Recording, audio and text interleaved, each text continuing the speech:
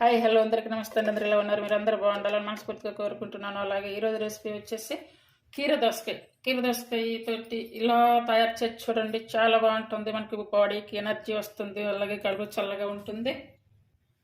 ఎలా తయారు చేయాలి వీడియోలో చూపిస్తాను చూడండి. ముందుగా ఒక పాత్ర తీసుకొని ఇందులో ఈ పెరుగు వచ్చేసి ఇలా క్రీమీగా చేసుకోవాలి. ఇది వచ్చేసి 1 కప్ అయితే తీసుకున్నాను. ఇలా కొంచెం లూజ్గా చేసుకోవాలి. అలాగే అప్పటికప్పుడు తోడుపెట్టిన పెరుగు కాకుండా కొంచెం పులిసింది అంటే 1-2 రోజుల తర్వాత ఉంటుంది కదా, అలా ఉన్నది తీసుకోవాలి.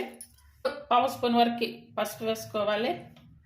అలాగే టేస్ట్ సరిపడే సాల్ట్ వేసుకోవాలి. కీర దోసకాయ వచ్చేసి మనం తీసుకున్న పెరుగుని బట్టి తీసుకోవాలి. అంటే నేను వచ్చేసి 1 కప్పు పెరుగు తీసుకున్నా కదా, ఇది వచ్చేసి ఈ కీర దోసకాయ వాటర్ శాతం కలిగి ఉంటుంది. ఆరోగ్యానికి కూడా చాలా మంచిది. దీని యొక్క ఆరోగ్య ప్రయోజనాలు కూడా అందరికీ తెలిసిందే కాబట్టి.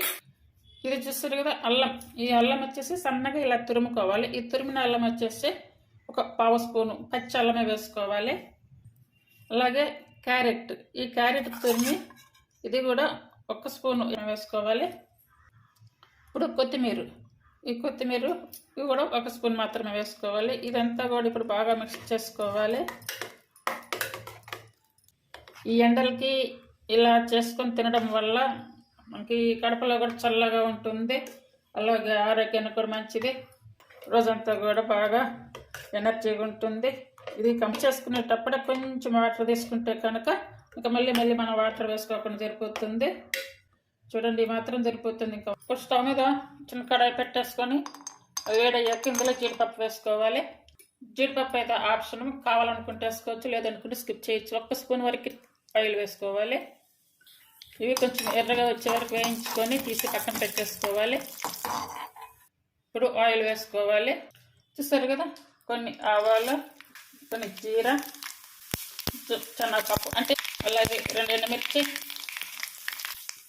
కొంచెం ఇంగువ, కొంచెం మెంతి పౌడర్, మెంతులు కానీ మెంతి పౌడర్ కానీ తీసుకోవచ్చు. అలాగే కరివేపాకు, కట్ చేసుకున్న ఉల్లిపాయలు, అలాగే కట్ చేసుకున్న పచ్చిమిర్చి. ఉల్లిపాయలు మరీ మెత్తగా ఉడకాల్సిన అవసరం లేదు. ఈ తాలింపులో వేయించుకున్నాము కదా, ఇప్పుడు కొంచెం కారం వేసుకోవాలి.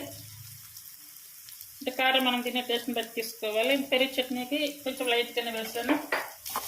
కీర దోసకాయ పెరుగు కాంబినేషన్తో చేస్తున్నా కాబట్టి టేస్ట్ కూడా చాలా బాగుంటుంది. ఇప్పుడు స్టవ్ ఆఫ్ వేసుకోవాలి. ఈ తాలింపు అంతా కూడా ఇందులో వేసుకున్నాం కదా, ఇప్పుడు సన్నగా కట్ చేసిన కరివేపాకు కూడా ఇందులో వేసుకోవాలి. వీడియో ఆఫ్ అయింది. ఇది పలావ్ రైస్లు, అలాగే మా వైట్ రైస్, అన్ని రైసుల్లోకి బిర్యానీలకి అన్నిటికి కూడా చాలా చాలా బాగుంటుంది. ఇంత ట్రై చేయండి. అలాగే కడుపు చల్లగా ఉంటుంది. ఫైనల్గా అయితే జీడిపప్పు, కొత్తిమీర వేసుకోవాలి. చిన్నపిల్లల దగ్గర నుండి పెద్దవాళ్ళ వరకు అందరూ కూడా తినవచ్చు. చాలా ఈజీ రెసిపీ చేసుకోవచ్చు. కీర దోసకాయతో ఇలా తయారు చేసి చూడండి. ప్లీజ్ మీకు నచ్చితే కనుక లైక్ చేయండి, షేర్ చేయండి, సబ్స్క్రైబ్ చేయండి. అలాగే హైప్ ఆప్షన్ ఉందండి, హైప్ ఆప్షన్ ఇచ్చేసి ఛానల్ సపోర్ట్ చేయండి. అలాగే ట్రై చేయండి. Thank you for watching.